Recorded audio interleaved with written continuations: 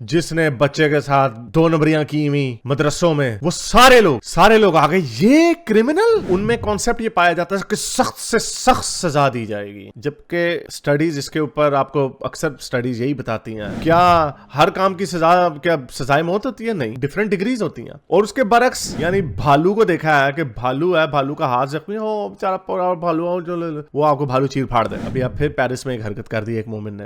हर आए दिन मोमिन की खबर आती है, मोमिन ने किसी निहत्ते को ऐसी छुरियां मार के मार दिया। और राइट मेरे प्यारे दोस्तों, मैं हूं हारिस सुल्तान, और एक बड़ी मजे की खबर जो है पाकिस्तान के सोशल मीडिया के ऊपर और न्यूज़ प्लेटफॉर्म्स के ऊपर घूम रही है, वो ये कि सलमान बट को, जिन्हें 2009 में स्पॉट फिक्सिंग करते हुए पकड़ा गया था और पूरा इसके ऊपर एक स्टिंग ऑपरेशन था, वो जो एजेंट था उसके पीछे पूरी एक स्टोरी है जिसको एज अ कंस्पिरेसी थ्योरी भी बनाई जा सकती है, तो कई लोगों ने बनाया भी है। लेकिन एनीवे, उस वक्त इनको स्पॉट फिक्सिंग में गिल्टी पाया गया था, तो फिर उसके बाद इनके ऊपर लाइफ टाइम बैन लगा दिया गया था। और मोहम्मद आमिर क्योंकि यंग थे, सिर्फ 19 साल का लड़का था उस वक्त, तो वो एक्सिक्यूट कर रहे थे उस 9 बॉलों को, तो उस वजह से उनको यंग होने की वजह से थोड़ा डिस्काउंट दिया गया और उनको वापस 5 या 6 साल बाद वापस आ गए। लेकिन मोहम्मद आसिफ और Salman but life time ban थे इनके ऊपर। फिर वैसे ओरिजिनल में 10-10 सालों का बैन लगा था, लेकिन फिर जाहिर बात है आपका कैरियर खत्म हो जाता है। 10 साल पूरा आपकी क्रिकेटिंग लाइफ का कैरियर होता है। लेकिन एनीवे, तो फास्ट फॉरवर्ड,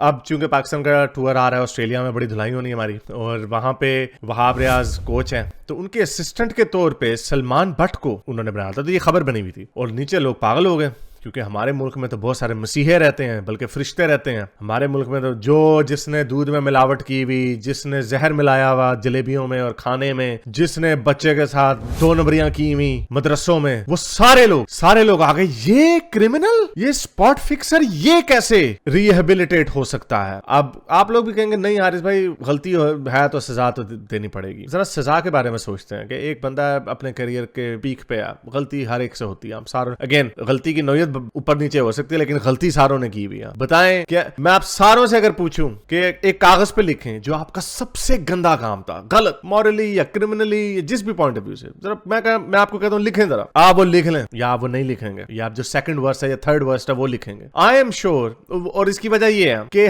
जो हमारा सबसे गंदा काम, हमने गलत काम किया होगा जिंदगी में, हमारी अपनी मोरालिटी उसे कह रही यार ये नहीं करना चाहिए था, तो चाहे वो जिस भी मर्जी नौयत का हो, लेकिन वो हम उसको छुपाने की कोशिश करेंगे या कम से कम वॉलंटरली दुनिया को नहीं बताएंगे। तो हम सारों ने गलत काम किए हैं, गलतियां की हुई हैं, लेकिन क्या हम सेकंड चांस नहीं मांगते? जब हम अपने उस इशू को, बल्कि जिसके साथ हमने किया होता है, हम उसको कहते हैं यार माफ कर दो यार, कोई बात नहीं, जान दो, छड़ दो यार, की हो गया, होगी गलती। तो हम दूसरों के ऊपर ये स्टैंडर्ड्स कितने बड़े ऊपर ले आते हैं। ये मैं इसके ऊपर इसलिए बात कर रहा हूं क्योंकि हमारा जो मुआशरा है और जो थोड़े इतने प्रोग्रेसिव मुआशरे नहीं है, उनमें कॉन्सेप्ट ये पाया जाता है कि सख्त से सख्त सजा दी जाएगी, जबकि स्टडीज इसके ऊपर आपको अक्सर स्टडीज यही बताती हैं, बल्कि जो the better angels of our nature है, स्टीवन पिंकर की बुक, उसमें तो पूरा चैप्टर है कि मेडिवल टाइम्स में कितना क्राइम होता था, जहां पे सख्त सजाएं दी जाती थी, हड्डियां तोड़ी जाती थी, उंगलियां काटी जाती थी, वगैरह वगैरह। फिर भी वहां पे क्राइम, वायलेंट क्राइम्स आज की नस्बत बहुत ज्यादा थे। तो एनीवे, द पॉइंट ये है कि ये जो नोशन है कि सख्त सजा देनी चाहिए और रिहेबिलिटेशन की गुंजाइश नहीं छोड़नी चाहिए, तो फिर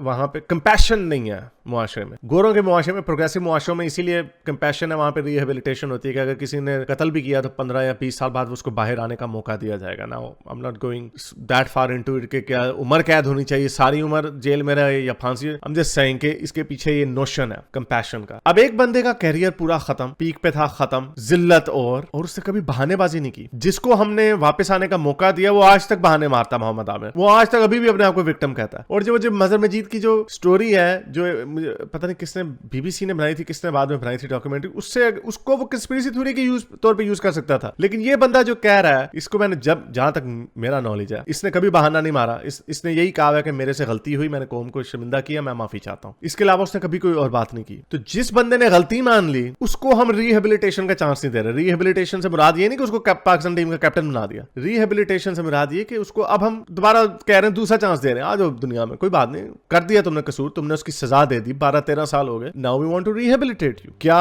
हर काम की सजा, क्या सजाए मौत होती है? नहीं, डिफरेंट डिग्रीज होती हैं। और उसके बरक्स ये हमारी सोसाइटी का देखने का तरीका है। जिसने शोर मचाया, जिसने रोना धोना ज्यादा मचाया, उसको हमने कहा चलो जिसको क्रिकेट में भी वापस ले आए, फिर उसने डिसिप्लिनरी कंडीशंस तोड़ी बड़ी दफा वगैरह वगैरह, हम लेकिन उसको चांस देने के लिए तैयार है। तो ये मैसेज आपको ये देता है कि जो गलती का एतराफ करे, जो माफी मांगे, उसको हमने माफ नहीं करना, कंपैशन हमने शो नहीं करनी, सख्त से सख्त सजा देने पे हमने यकीन रखना। तो बड़े आपने जबरदस्त कोई स्कैंडिनेवियन कंट्रीज खड़े कर दिए आपने। देख लें अपनी हालत आपकी क्या है। आपकी हालत ऐसी है क्योंकि ये आपके नॉर्म्स है, और जो प्रोग्रेसिव मुआशरे हैं वहां पे कंपैशन ज्यादा दिखाई जाती है। नाउ अगेन कंपैशन के पॉइंट ऑफ व्यू से भी बात कर लो, कई लोग बहुत ज्यादा कंपैशन दिखा देते हैं। हम वेस्ट में ये भी देख रहे हैं, जो वोक्स है इसको कहते हैं अल्ट्रुइज्म, पैथोलॉजिकल अल्ट्रुइज्म, यानी कुछ ज्यादा ही कंपैशन दिखा रहे हैं। यानी भालू को देखा है कि भालू है, भालू का हाथ जख्मी हो, बेचारा पूरा भालू हो, जो वो आपको भालू चीर फाड़ दे। तो मिसप्लेस्ड कंपैशन भी नहीं होनी चाहिए। तो इसमें ये मिसप्लेस नहीं है। इससे अगर सलमान बट को आप नौकरी दे देते हैं तो वो रिहेबिलिटेट होगा, ही विल बी रीइंट्रोड्यूस बेचारा इन क्रिकेटिंग वर्ल्ड। उससे माफी मांगी भी है, इससे अच्छा मैसेज आता है लोगों की तरफ कि हम सोसाइटी फिर आपको एक्सेप्ट करती। इससे कोई मुआशरों में रेवोल्यूशंस नहीं आ जाने। दूसरा कंपैशन वो होता है जो मिसप्लेस कंपैशन होता है, वो ये जैसे आपको पता है मोमिनीन्स, अभी अब फिर पेरिस में एक हरकत कर दी एक मोमिन ने।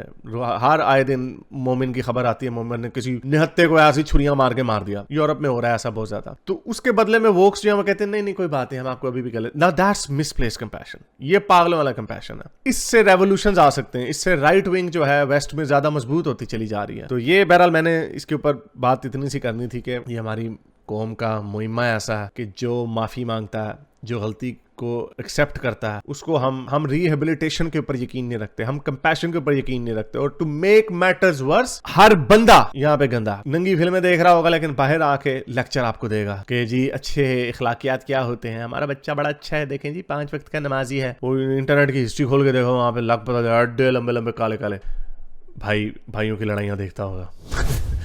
वो ये इनका हाल है अनफॉर्चुनेटली। और इसीलिए देख लें ना, सोसाइटी में कंपैशन में नहीं है, हर चीज़ में पीछे हैं, इकोनॉमिकली भी पीछे हैं और सोसाइटी में भी हर सोसाइटी के एलिमेंट में पीछे हैं। तो ऐसे ही चलता रहेगा। आई होप कि शायद आप इसको कंपैशन के बारे में सोचें कि क्या क्रिमिनल्स के साथ कंपैशन होना चाहिए या नहीं होना चाहिए। तो उम्मीद करता हूँ आज की वीडियो आपको पसंद आई होगी। इसको ज़्यादा से ज़्यादा लाइक करें, शेयर करें, सब्सक्राइब करें। अगर इस चैनल को सपोर्ट करना चाहते हैं तो patreon.com/हारिस सुल्तान पर जाकर पेट्रन भी बन सकते हैं। अब तक के लिए इतना, अगली वीडियो तक साइंस हाफिज। अगर आपको मेरी ये वीडियो अच्छी लगी तो मेरे चैनल के मेंबर बनिए, पेट्रन बनिए, या फिर आप मुझे बाय मी या कॉफी में भी सपोर्ट कर सकते हैं।